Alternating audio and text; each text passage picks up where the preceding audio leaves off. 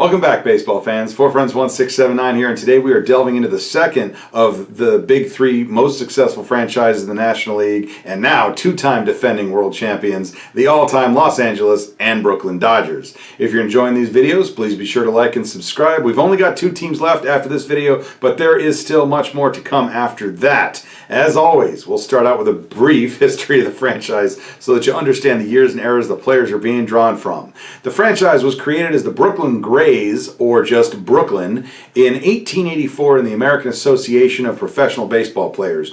They would acquire the name Bridegrooms in 1889, following several of their players getting married in the offseason, and would finish in first place, losing their first bid for the championship that year, and then tying for it in 1890 after jumping ship for the National League. They would fall into mediocrity and be rebranded as the Grooms in 1895 and then the Superbas in 1899. Just as with their first rebranding, the Superbas also saw two first-place finishes, though no championship series existed at that time, before falling back into another period of mediocrity. They would rebrand as the Dodgers in 1911, but that wouldn't last, as they would change their name to the Robins after manager Wilbert Robinson. The Robins generally finished in the cellar, though did manage a pair of pennants in 1916 and 1920 before spending the next 2 decades back in the cellar.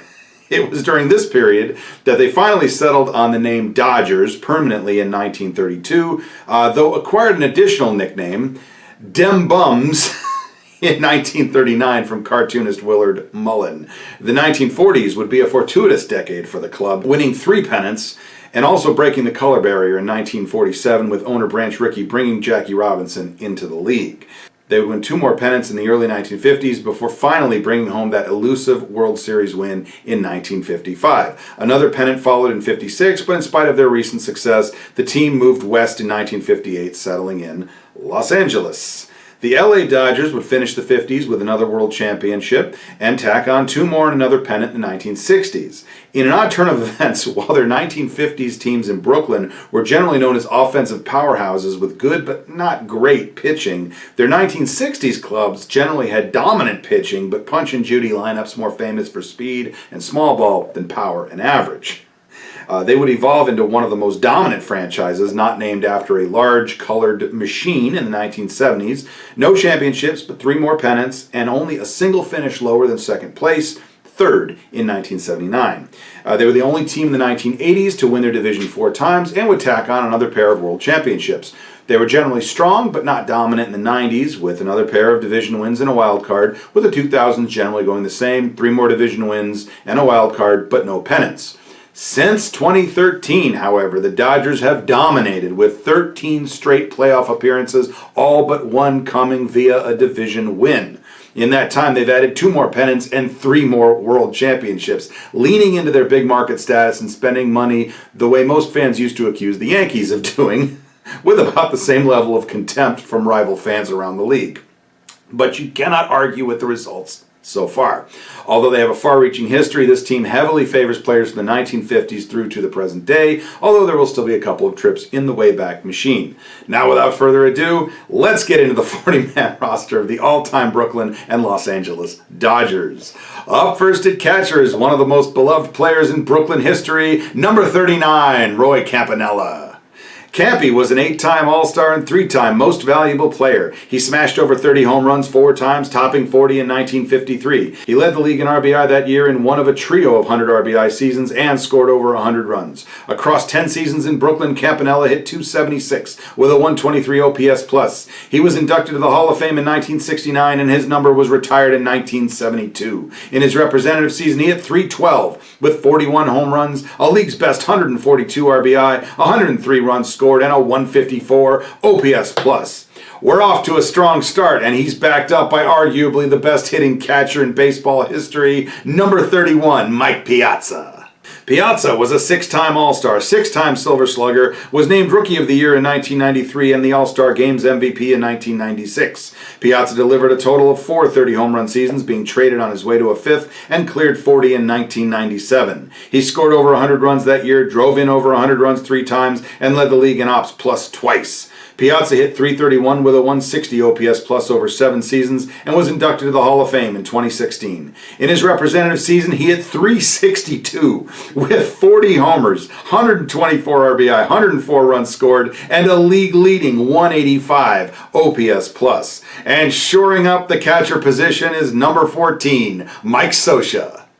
Scioscia was a two-time All-Star. He hit .259 with a 99 OPS plus over 13 years. In his representative season, he hit .296 with 7 home runs, 53 RBI, and a 136 OPS plus. In the top spot at first is the until recently unsung star of the 1950s Brooklyn Dodgers, number 14, Gil Hodges. Hodges was an 8-time All-Star and 3-time Gold Glove winner. He smashed over 30 home runs 6 times, twice topping 40, drove in over 100 runs 7 times, scored over 100 runs 3 times, and drew over 100 walks in 1952. Over 16 seasons, Hodges hit .274 with a 120 OPS plus. His number was retired and he was inducted to the Hall of Fame in 2022.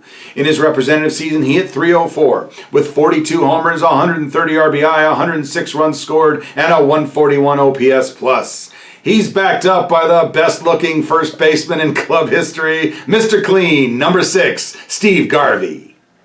The Garv was an 8-time All-Star, 4-time Gold Glover, 2-time All-Star Game MVP, named League's Most Valuable Player in 1974, and NLCS MVP in 1978.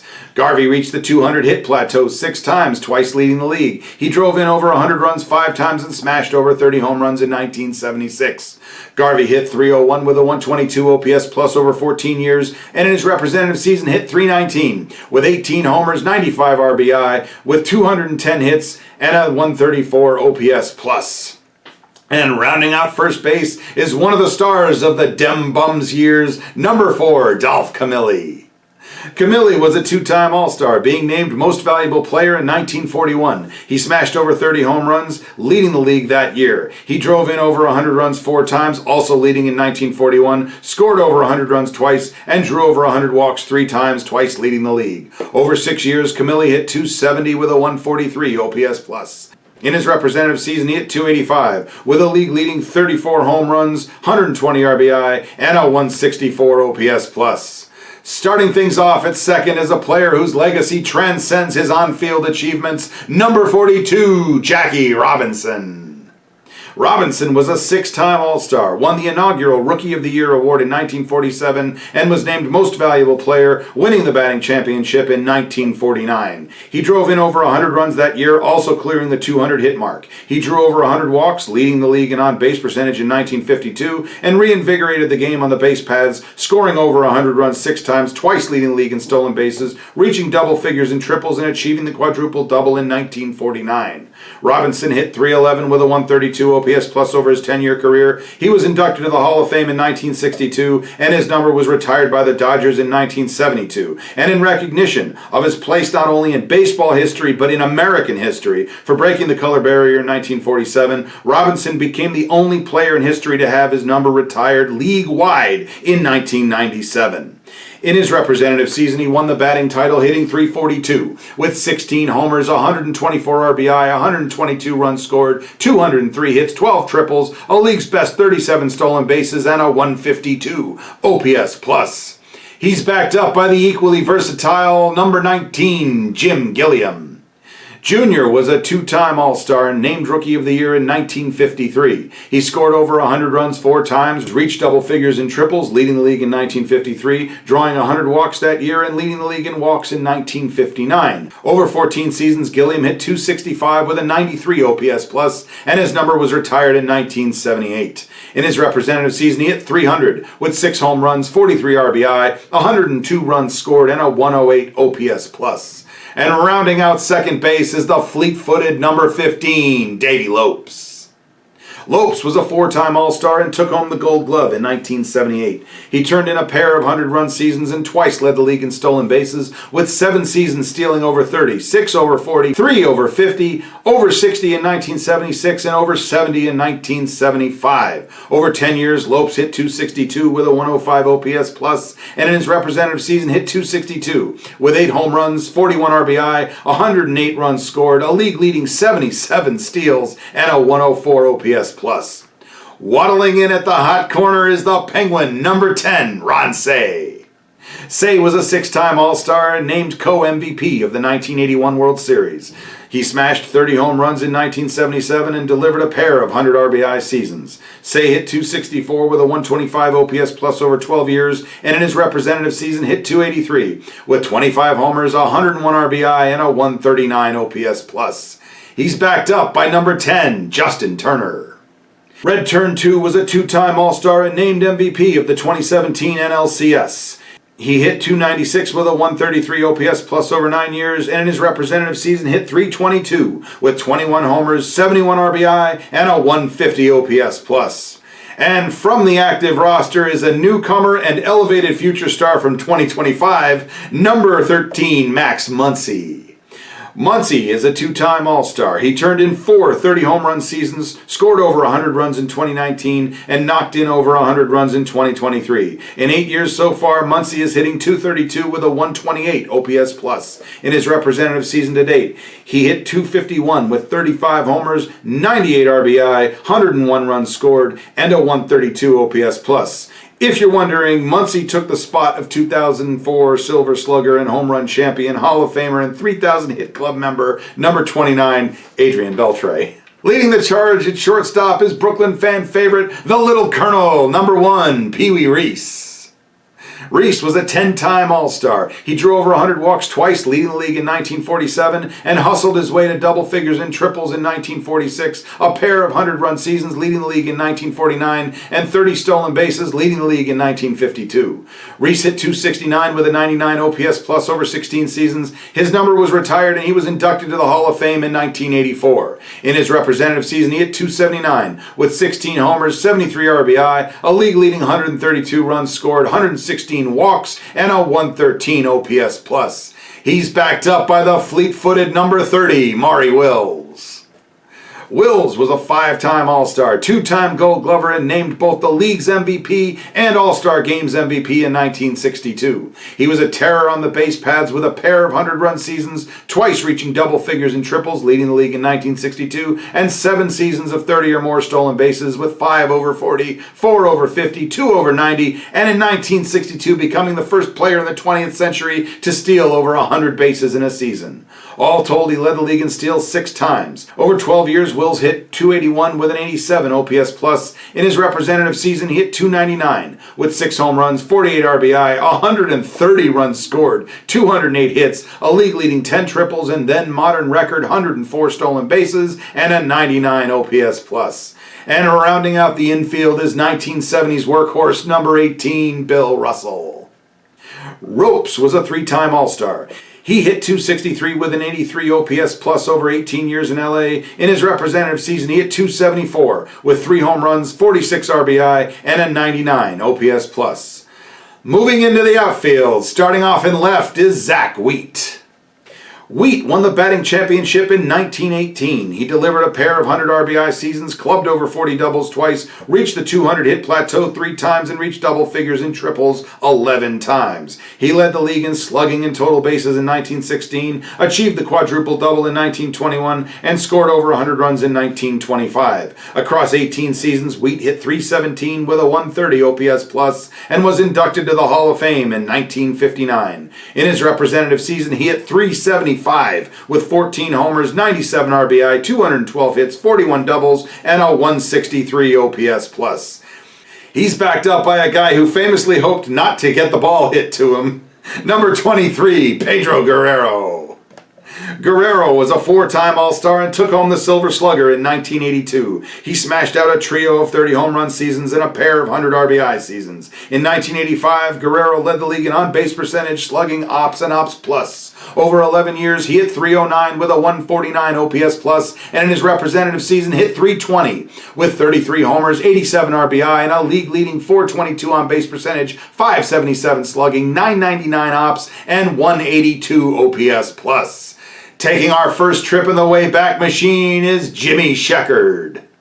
Sheckard won the home run championship in 1903. Both drove in and scored over 100 runs in 1901, leading the league in slugging and triples and achieving the quadruple double that same year. He hustled his way to double figures in triples 4 times in total and a trio of 30 stolen base seasons, topping 60 and leading the league in 1903. Over 8 years, Sheckard hit .295 with a 136 OPS plus, and in his representative season hit .332 with 9 home runs to win the crown, 75 RBI, a league-leading 67 stolen bases, and a 158 OPS plus. In center field, this fan favorite blazed the trail as the first of 3 legendary center fielders in the New York market, the Silver Fox, number 4, Duke Snider.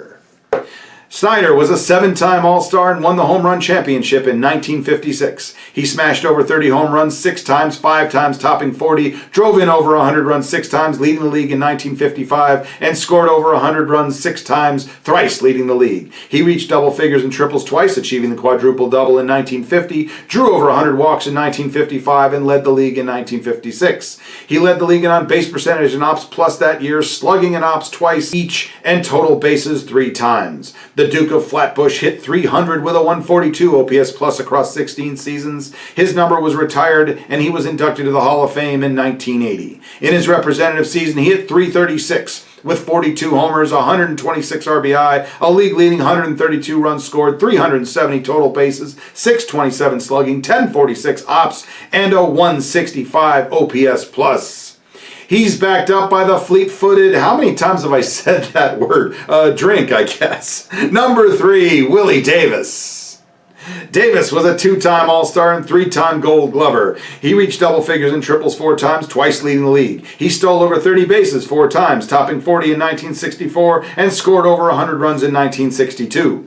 Over 14 years, Davis hit .279 with a 107 OPS plus. In his representative season, he hit .289 with 19 homers, 79 RBI, and a 116 OPS plus. And taking another trip in the Wayback Machine is Mike Griffin.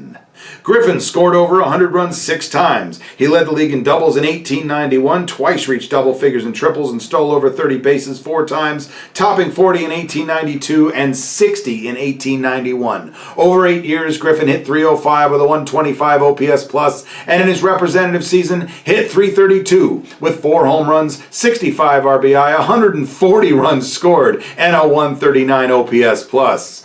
Moving into right field, it's the People's Choice, number 11, Dixie Walker. Walker was a 4-time All-Star and won the batting championship in 1944. He delivered a pair of 100 RBI seasons, leading the league in 1945, scoring over 100 runs and clubbing over 40 doubles that same year. Walker hit .311 with a 129 OPS plus over 9 years, and in his representative season hit .357 to win the crown with 13 homers, 91 RBI, and a 172 OPS plus. He's backed up by the Reading Rifle, number 6, Carl Furillo. Furillo was a 2-time All-Star and won the batting championship in 1953. He turned in a pair of 100 RBI seasons and reached double figures in triples in 1949. Furillo hit .299 with a 112 OPS plus over 15 years, and in his representative season hit .314 with 26 homers, 95 RBI, and a 130 OPS plus. And rounding out the position players from the active roster is number 50, Mookie Betts. Betts is a 5-time All-Star, 5-time Silver Slugger, and 2-time Gold Glove winner. He blasted out a pair of 30 home run seasons to go with a pair of 40 double seasons, scored over 100 runs twice, leading the league in 2022, and drove in over 100 runs in 2023. In 5 years so far, split between right field and shortstop, Betts has hit .284 with a 145 OPS plus. In his representative season, he hit .307 with 39 homers, 107 RBI, 126 runs scored, 40 doubles, and a 165 OPS plus. At the top of the pitching staff, calling it a career just this past season and going out a world champion, it's number 22, Clayton Kershaw. The Claw was an 11-time All-Star, 5-time ERA champion, 3-time Cy Young Award winner, 2-time 20-game winner, won the Gold Glove in 2011, and was named Most Valuable Player in 2014. He blasted his way to 7 200 strikeout seasons, topping 300 in 2015 and leading the league 3 times. He led the league in starts, complete games, and strikeouts per 9 twice each, wins and shutouts 3 times, ERA plus 4 times, winning percentage in 2014, and innings pitched in 2015. Over 17 seasons, Kershaw earned a 1.54 ERA+, retiring the active leader. He is a member of the 3,000 Strikeout Club and is broadly expected to be elected to the Hall of Fame when he becomes eligible in 2031. In his representative season, Kershaw went 16-7 with a 2.13 ERA, an 8.81 WHIP, and a league-leading 301 strikeouts, 33 starts, 4 complete games, 3 shutouts, 232.2 innings pitched, 11.6 strikeouts per 9, and a 1.73 ERA+. Don't dig in against this next pitcher, Big D, number 53, Don Drysdale. Drysdale was an 8-time All-Star, 2-time 20-game winner, and took home the Cy Young Award in 1962. He battled his way to 7 200-strikeout seasons, leading the league 3 times. He led the league in starts 4 times, innings twice, shutouts and strikeouts per 9 in 1959, whip in 1960, and wins in 1962. In 1968, he pitched 58.2 consecutive scoreless innings, a record that would stand until broken by fellow Dodger pitcher Orel Hershiser in 1988. Over 14 bruising seasons, Drysdale nailed a 1.21 ERA+. His number was retired and he was inducted to the Hall of Fame in 1984. In his representative season, he went 18-16 with 237 strikeouts, a 2.18 ERA, and a 9.65 WHIP over a league-leading 40 starts and 321.1 innings pitched, en route to a 1.47 ERA+. Going back to dem bombs, it's 1920s ace Stazzy Vance. Vance was a 3-time 20-game winner, 3-time ERA champion, and named Most Valuable Player, winning the Triple Crown in 1924. He delivered a trio of 200 strikeout seasons, leading the league 7 straight times. He led the league in complete games twice, whip and ERA+ 3 times each, shutouts 4 times, and strikeouts per 9 8 times. Vance put up a 1.29 ERA+ across 12 seasons and was inducted to the Hall of Fame in 1955. In his representative season, he won the Triple Crown with 28 wins against 6 losses, with 262 strikeouts, a 2.16 ERA, and a league-leading 30 complete games, 10.22 WHIP, 7.6 strikeouts per 9, and 1.74 ERA+. Up next is the only pitcher ever to turn down an endorsement deal with Black & Decker, the mechanic, number 20, Don Sutton. Sutton was a 4-time All-Star, a 20-game winner in 1976, named the All-Star Games MVP in 1977, and won the ERA title in 1980. He doctored his way to 5 200-strikeout seasons, led the league in whip 3 times, shutouts in 1972, and starts in 1974. Across 16 seasons spanning 2 stints with the club, Sutton smoothed out a 1.10 ERA+. He is a member of both the 300-win and 3,000 strikeout clubs. His number was retired and he was inducted to the Hall of Fame in 1998. In his representative season, he went 19-9 with 207 strikeouts, a 2.08 ERA, a league-leading 9 shutouts and 9.13 WHIP, and a 1.62 ERA+. And giving the Dodgers what will one day be the 5th Hall of Famer in their rotation is the left arm of God, number 32, Sandy Koufax. Koufax was a 6-time All-Star, 3-time Cy Young Award winner, 3-time Triple Crown winner, 3-time 20-game winner, 5-time ERA champion, and named Most Valuable Player in 1963. He delivered 6 200-strikeout seasons, including a trio of 300 strikeout seasons, leading the league 4 times. He led the league in starts in 1966, winning percentage, complete games, innings, and ERA+ twice, wins and shutouts 3 times, strikeouts and whip 4 times, and strikeouts per 9 6 times. Over 12 seasons, Koufax achieved a 1.31 ERA+. His number was retired and he was inducted to the Hall of Fame in 1972. In his representative season, he won the Triple Crown with 25 wins against just 5 losses, 306 strikeouts, a 1.88 ERA, a league-leading 11 shutouts, and 8.75 WHIP, and a 1.59 ERA+. Taking our third and final trip in the Wayback Machine is Nap Rooker. Rooker struck out over 200 batters in 1909, won 20 games in 1911, led the league in starts, complete games, and innings pitched in 1910, and shutouts twice. He turned in a 1.19 ERA+ over that early decade in Brooklyn, and in his representative season went 18-21 with 151 strikeouts, a 2.21 ERA, a league-leading 6 shutouts, and a 1.51 ERA+. He's followed by the first of a trio of pitchers that I saw a lot of in my youth, the Bulldog, number 55, Orel Hershiser. Hershiser was a three-time All-Star. He won 20 games, the Gold Glove, the NLCS MVP, the World Series MVP, and the Cy Young Award all in 1988 and took home the Silver Slugger in 1993. He led the league in shutouts twice, innings pitched three times, winning percentage in 1985, complete games in 1988, and ERA plus in 1989. In 1988, he broke Don Drysdale's 20-year-old consecutive scoreless inning streak, with the streak ending in April of 1989, standing at a still record of 59. Over 13 years, spanning two stints with the club, Hershiser worked a 1.16 ERA+. In his representative season, he went 15-15 with 178 strikeouts, a 2.31 ERA over a league's best 256.2 innings, en route to a league-leading 149 ERA+. The second of the trio of my youth and one of my personal favorites, the only pitcher with a mania named after him, number 34, Fernando Valenzuela. El Toro was a six-time All-Star, two-time Silver Slugger, named Rookie of the Year, taking home the Cy Young Award in 1981 and winning the Gold Glove in 1986. Valenzuela was a 20-game winner, leading the league that year, and delivered a trio of 200 strikeout seasons, leading the league in 1981. He also led in starts, shutouts, and innings pitched that year, and complete games three times. Over 11 seasons of Fernando Mania, Valenzuela delivered a 1.07 ERA+, and his number was retired in 2023. In his representative season, he won a league-leading 21 games against 11 losses with 242 strikeouts, a 3.14 ERA, a league-leading 20 complete games, and a 1.10 ERA+. And finishing up this 1980s trio is number 35, Bob Welch. Welch was named to the All-Star team in 1980. He put up a 1.14 ERA+ over 10 years, and in his representative season went 15-9 with 196 strikeouts, a 3.22 ERA, a league-leading 4 shutouts, and a 1.25 ERA+. Giving them a fifth Hall of Famer today is Spitballer Burley Grimes.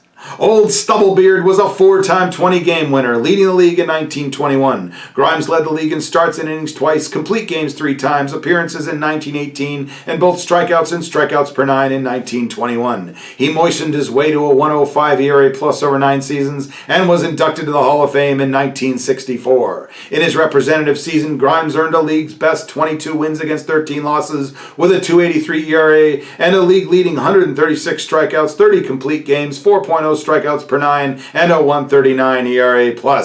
And rounding out the starters is the consummate big game pitcher, number 45, Johnny Podres. Padres was a three-time All-Star, won the ERA title in 1957, and was named Most Valuable Player of the 1955 World Series, the first championship in Brooklyn's history. He led the league in shutouts, whip, and ERA+ in 1957, and winning percentage in 1961. Over 13 years, Padres delivered a 1.07 ERA+, and in his representative season went 12-9 with 109 strikeouts and a league-leading 2.66 ERA, 6 shutouts, 10.82 whip, and 1.55 ERA+. At the top of the bullpen is number 74, Kenley Jansen. Jansen was a three-time All-Star. He delivered 7 30-save seasons, including a trio of 40-save seasons, leading the league in 2017. Jansen put up a 1.64 ERA+ over 12 years, and in his representative season went 5-0 with a league-leading 41 saves, a stingy 1.32 ERA, a stifling 7.46 whip, a blistering 14.4 strikeouts per 9, and an astounding 3.15 ERA+.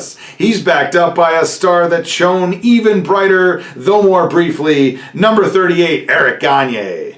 Gagne was a three-time All-Star and won the Cy Young Award in 2003. He led the league in saves that year in his second 50-save season out of 3 straight 40-save seasons. Gagne lit up a 1.25 ERA+ over 8 years, and in his representative season went 2-3 with a league-leading 55 saves, a minuscule 1.20 ERA, a microscopic 6.92 whip, an ego-shattering 15.0 strikeouts per 9, and a mind-bending 3.37 ERA+. Going back to the Golden Age and their eventual first World Championship, it's 1950s bullpen ace, number 41, Clem Labine. Labine was a 4-time All-Star. He led the league in saves twice in appearances in 1955. Labine delivered a 1.13 ERA+ over 11 years, and in his representative season went 11-6 with 7 saves, a 2.77 ERA, and 1.55 ERA+. Moving forward a generation, he's followed by number 21, Jim Brewer. Brewer was named to the All-Star team in 1973. Over 12 years, he turned in a 1.27 ERA plus, and in his representative season, he went 6-5 with 22 saves, a 1.88 ERA, a 9.71 WHIP, and a 1.73 ERA plus. And last but not least is 1940s bullpen ace number 25, Hugh Casey.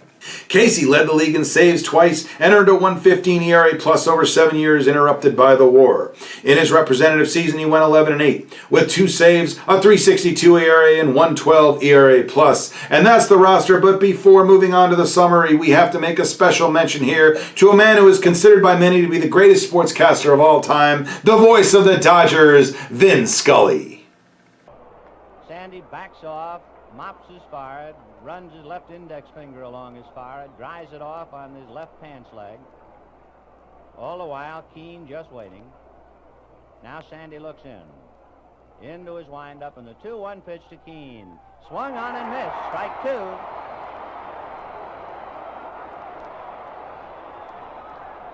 It is 9:46 p.m. 2-2 to Harvey Keane. 1 strike away. Sandy into his windup. Here's the pitch. Swung on and missed. A perfect game. On the scoreboard in right field, it is 9:46 p.m. in the city of the Angels, Los Angeles, California. And a crowd of 29,139 just sitting in to see the only pitcher in baseball history to hurl 4 no-hit, no-run games. He has done it 4 straight years, and now he capped it on his 4th no-hitter. He made it a perfect game. And look who's coming up.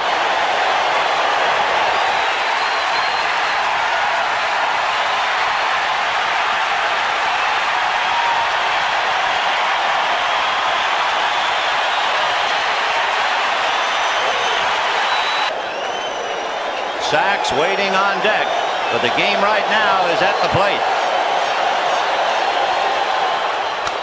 High fly ball into right field. She is gone!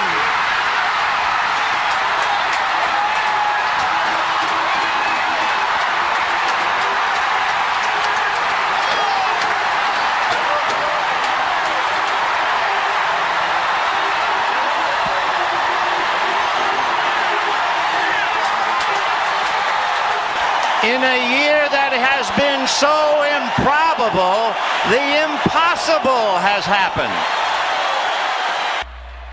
Fernando ready, and the strike 2 pitch is hit back to the box, dribbling to second. Samuel on the bag, throws to first, double play. Fernando Valenzuela has pitched a no-hitter at 10:17 in the evening of June the 29th, 1990. If you have a sombrero, throw it to the sky.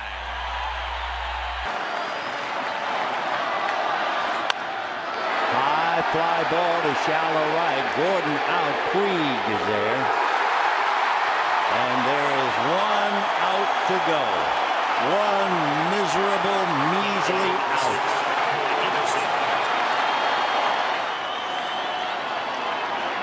Oh, 2.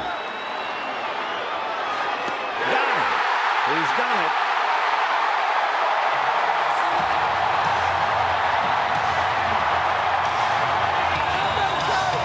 Clayton Kershaw pitches a no-hitter, a career-high 15 strikeouts, and although it's lost in the excitement, the Dodgers are 4 games behind the San Francisco Giants. Kershaw made 6 pitches in the 9th inning. You talk about getting it over in a hurry. He made 107 pitches in the game. It is the 22nd no-hitter in Dodger history. 12 here in Los Angeles, 10 in Brooklyn.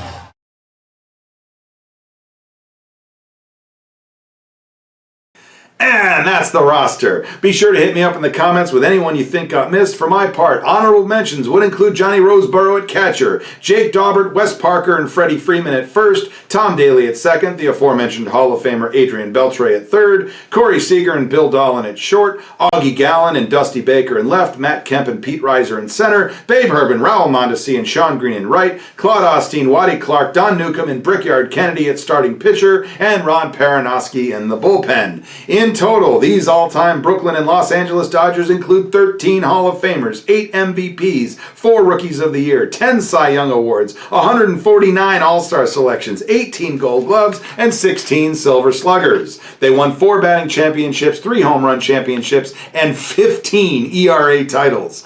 So what do you think of the team that War selected? Do you think that War did a good job overall? Let me know in the comments. Be sure to like and subscribe. And until next season, I hope to see you at the ballpark.